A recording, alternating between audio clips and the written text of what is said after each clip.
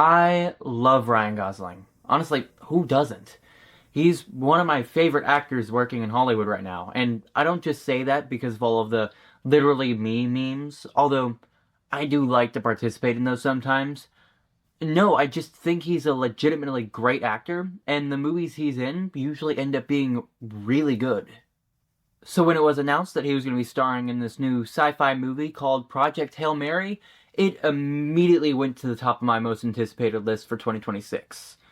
But I'll be honest with you, at first I wasn't completely sold on it. The plot description they released for it sounded interesting for sure, but it didn't immediately hook me like some of the other big sci-fi movies had in the past, like the Dune movies or Interstellar. Then a little later, I found out that it was actually based on a book written by the same guy who wrote The Martian. I haven't actually read The Martian, but I love the movie adaptation they made with Matt Damon.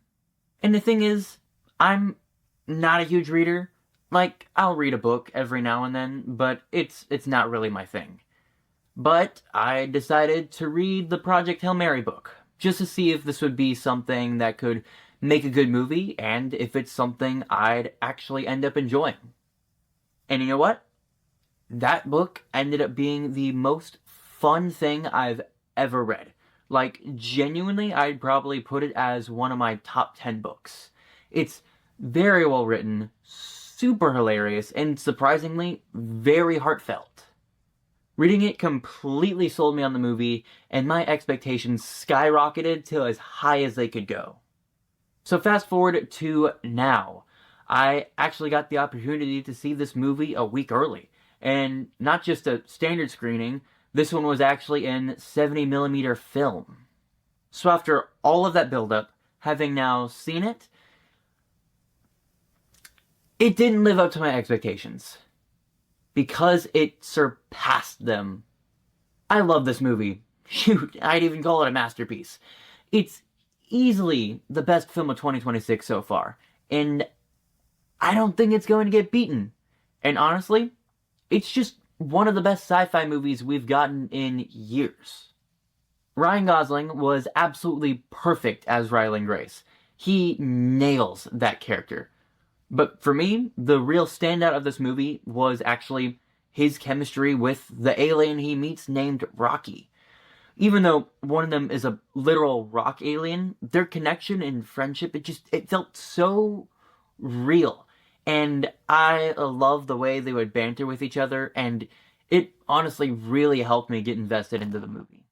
Visually, this movie is stunning. There was so many shots that were just beautiful.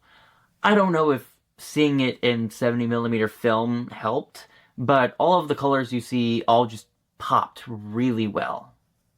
Another thing I wanted to give a little mention to was the score, because it was also fantastic, and it really elevated the whole movie for me. Now, looking at this as an adaptation, I'd say they adapted it the best way they could have. They didn't copy the book one for one, but they still hit every major story beat that the book had. And yeah, they trimmed some stuff, cut a few scenes, changed a few details here and there. And you do lose a lot of the depth and backstory for the secondary characters, especially with, like, the other three astronauts who were, like, key characters in the book.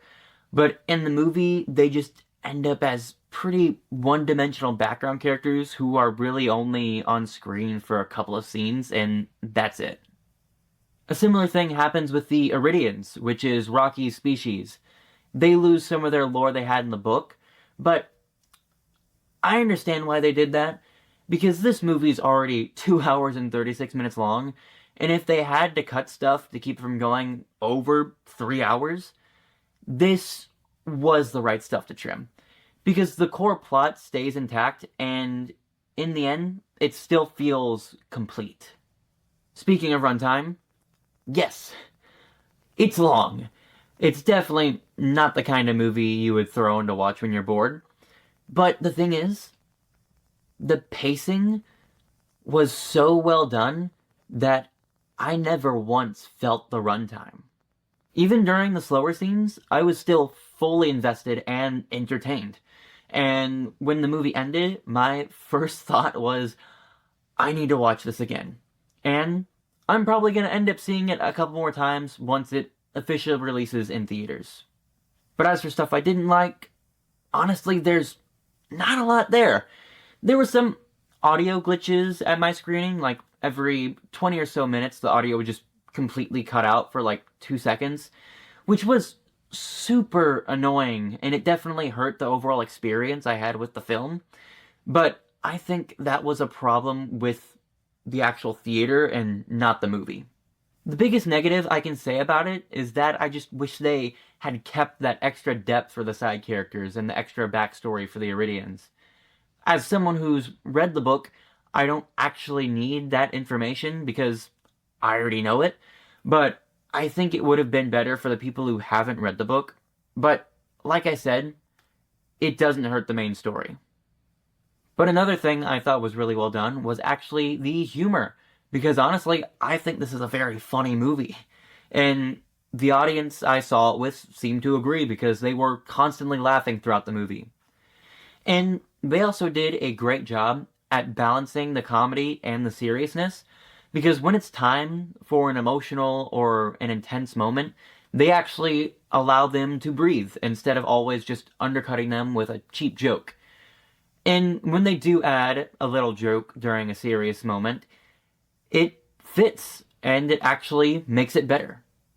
But the big question I've been asking, and what probably a lot of other people have been asking, is this better than Interstellar? Because these two movies are super similar. In fact, whenever people would ask me what this movie is about, I would just tell them it's Interstellar, but with more comedy. And that's pretty accurate. Interstellar goes for more of a grounded, realistic sci-fi approach, while Hail Mary leans much more into the fun, fictional side of sci-fi. And honestly, I can't pick one. In my opinion, they are both masterpieces in their own ways. I think overall, Hail Mary looks much better and has a lot more visually stunning shots, and obviously, it's much funnier. But Interstellar's emotional moments, like the 23 years of messages or the bookshelf scene, hits so much harder, and they stick with you in a way that Hail Mary doesn't quite reach. I think in the end, it just depends on what you want more. If you want a realistic, grounded space drama, Interstellar is the winner.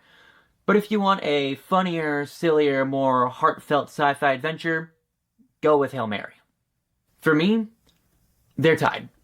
Going into Hail Mary, I thought it was going to be much easier to figure out which one's better. But no, I can't choose one over the other. Interstellar does get a tiny bonus for being an original movie, whereas Hail Mary was based on a book. But just looking at them as movies, I can't really put one over the other. So overall, Project Hail Mary is funny, heartfelt, beautiful, and just really well made. It wonderfully adapts the book for the big screen, and it's probably the closest thing we'll ever get to another Interstellar. I am very happy to say that this is the first film of 2026 to get a perfect 10 out of 10. Thank you so much for watching, and I'll see you next time.